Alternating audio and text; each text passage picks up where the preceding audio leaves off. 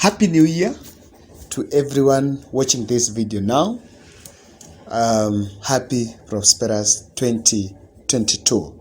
This is my first video in the new year, and we're hoping that guys, we're going to have a good one. If yesterday Musalia Mudavadi did not know that Cleophas Malala had invited secretly William Ruto to attend the Mumias Complex soccer event, then it is high time that Mudavadi should know his real friends and real enemies. Because yesterday, William Ruto attended that event and we were treated to what was like an impromptu visit. Because when they went there, Ruto spoke in that event and he was saying that he did not plan to come, even though it is Musalia Mudavadi who made that call. So of course, that he had talked with Musalia Mudavadi before he went to that event. But it is same yesterday that Bugungu 2 was going on, and Bugungu 2 this time round was Azimio la Umoja Western chapter. So in that meeting, in the political rally that was held in Mumias Complex, that was attended by William Ruto hinted that asked the audience question whether Musalia Mudavadi should work with him or with Raila Odinga. That is a critical question, and of course it is going to form the basis of my analysis, because that is not the first time that Ruto is talking about working with Musalia Mudavadi. So in any case, that coalition work, what are the options for Raila Odinga? That's what we're going to talk about, guys. But now look here. Just before that, I wanted to opine about something very special here. If Musalia Mudavadi intentionally decided not to attend any of the two Western Kenya events, then he's the loser. I think William Ruto had nothing to lose. Musalia Mudavadi ought to have attended either of the two.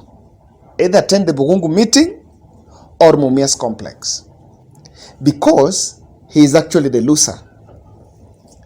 Ayub Savula led a delegation of ANC MPs and leaders from Western Kenya that decamped to Azimio la Umoja, or to ODM. Now that was only possible, that was very possible because those leaders were orphans. If Musalia Mudavadi had confirmed that he was going to attend the Mumias Complex event, then Ayub Savula, who is his deputy party leader, and the other leaders like Godfrey Otsotsi would have escorted him to Mumias Complex. And now, at least they've also got a limelight. But Bugungu 2 was a big meeting that these leaders also wanted the limelight. So in that, by failing to attend any of those two, I think Musalia Mudavadi missed a very good opportunity. Secondly, yesterday during the Bugungu 2, Kakamega Governor Wycliffe Oparanya was now endorsed as the chairperson, or rather the spokesperson of Luhya. I want to believe that in that meeting that was coordinated by Atuoli and Wangamati, who is Bungoma governor, if Mudavadi would have attended the Bugungu 2 meeting, I don't think that would have been done. So just those are his two misses in those two meetings yesterday. But that is now why I was doing this interview. I was doing this analysis. So I want us to go back to critical aspect. If Musalia Mudavadi works with William Ruto, what are the options for Raila Odinga? The options for Raila Odinga will depend on what is the position or what is the terms of engagement between William Ruto and Musalia Mudavadi? Because that is the game plan. So I have always maintained that for Raila Odinga to start 6 million strong starting point with Deputy President, Raila must maintain his traditional fan base. That is Nyanza, Kisii, Luhya. And when I talk Luhya, we are talking of Busia, Kakamega, and Vihiga. Bungoma has never been his fan base. Then Ukambani and Coast. If he loses Musalia Mudavadi, then that 6 million starting point with William Ruto is going to be subdued. Now, assume William Ruto still stands by. He is willing and is going to pick his running mate from Central Kenya. So assume he works with Musalia Mudavadi, and maybe under the bottom-up approach as someone who is supporting that, and he is not given a very visible or a very convincing position like a running mate to William Ruto, then the narrative that is going to be very positive for Raila Odinga, because the narrative that will go against him is that he has gone there to look for his own personal interest. Maybe he's been paid money. That's why he's ending that side. So when that happens, then I don't think really there is a problem. But so as to speak, what can be the Raila Odinga options? Option number one is to whip Francis Atwoli to counter-check on his influence when working with William Ruto.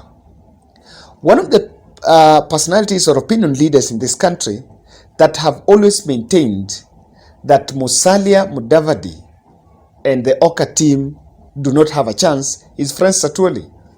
Atwoli is also insisting, is on record saying that William Ruto is not the 5th president. So I think if Musalia works with William Ruto, then Atwoli can be put in the front line to try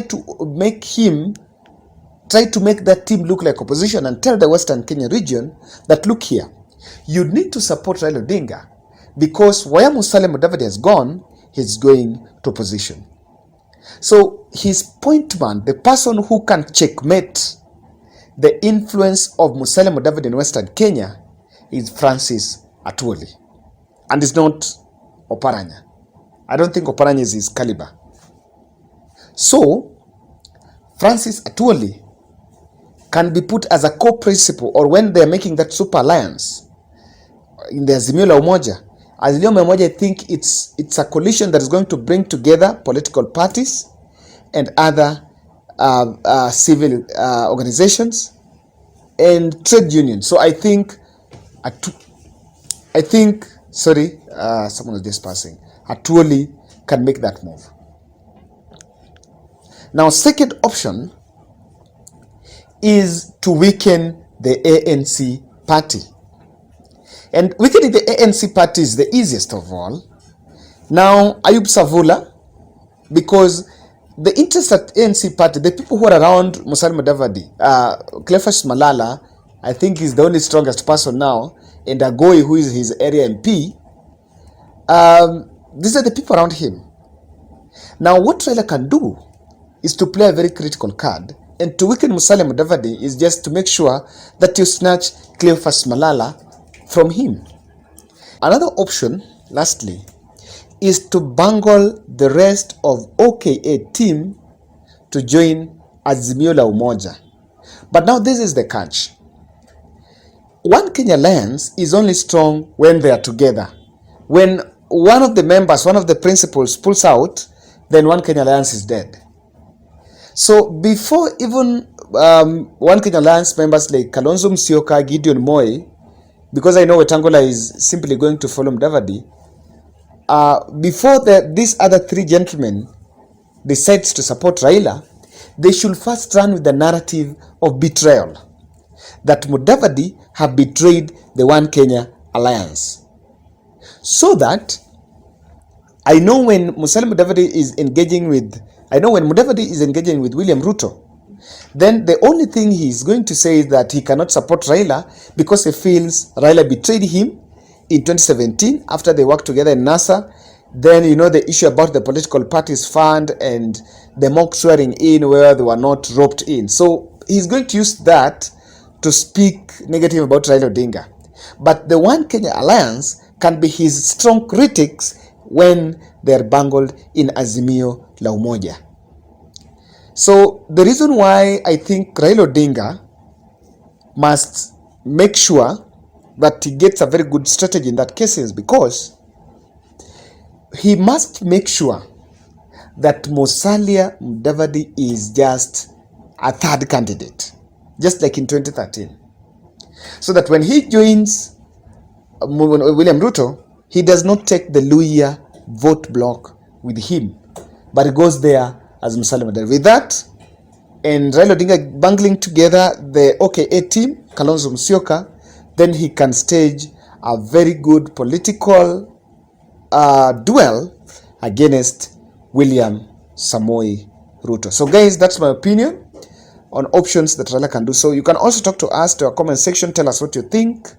And I want to say thank you for the 50 subscribers. When I was doing this video, we were at 50 subscribers.